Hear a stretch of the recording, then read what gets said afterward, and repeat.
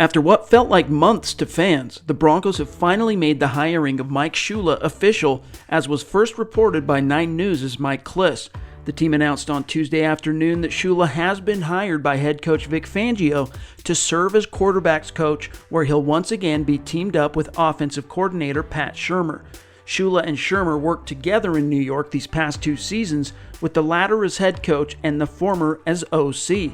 When Shurmur was fired at the end of the 2019 season, Shula's job became null and void, though Shula did interview with the new head coach, Joe Judge, to stay on as OC. However, the job went to ex-Dallas Cowboys head man Jason Garrett instead. And so for Shula, as so often happens, even for the most accomplished coaches, he'll have to take a temporary step backward from being a coordinator to a position coach in hopes that it will rocket him forward down the road.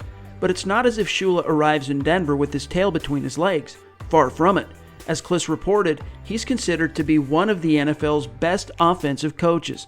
The Giants' failures over the past 2 seasons can be laid at Shurmur's feet, not Shula's. As an offensive coordinator, Shurmur has one of the best track records in the NFL and a sterling reputation, but as a head coach, similarly to Wade Phillips, he's lousy. Shula, meanwhile, also has bona fides in spades. His coaching resume includes a stint as head coach of his alma mater, the Alabama Crimson Tide, where he played quarterback in the late 1980s, as well as multiple NFL stops as an offensive coordinator. Outside of the phenomenal job Shula did with Giants rookie quarterback Daniel Jones, his crowning achievement was the job he did in Carolina back in 2015.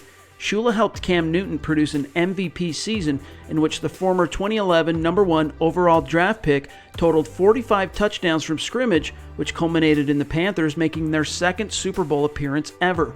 Broncos fans remember fondly how the Panthers were favored in Super Bowl 50 after destroying all comers in the NFC playoff gauntlet, only to see Von Miller and that ferocious Phillips defense destroy them.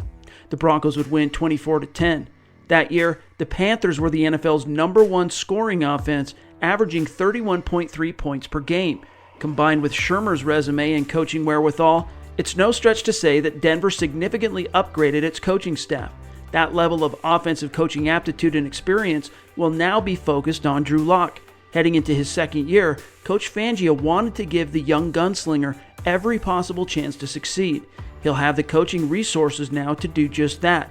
Compared to the relative inexperience of Shurmur and Shula's predecessors in Denver, respectively, Fangio deserves kudos for having the intestinal fortitude to make the painful changes necessary to upgrade the OC and QBs Coach positions. Again, it's all about maximizing Lock's development and doing everything within the team's power to ensure his success. For Mile High Huddle and Sports Illustrated, I'm Chad Jensen.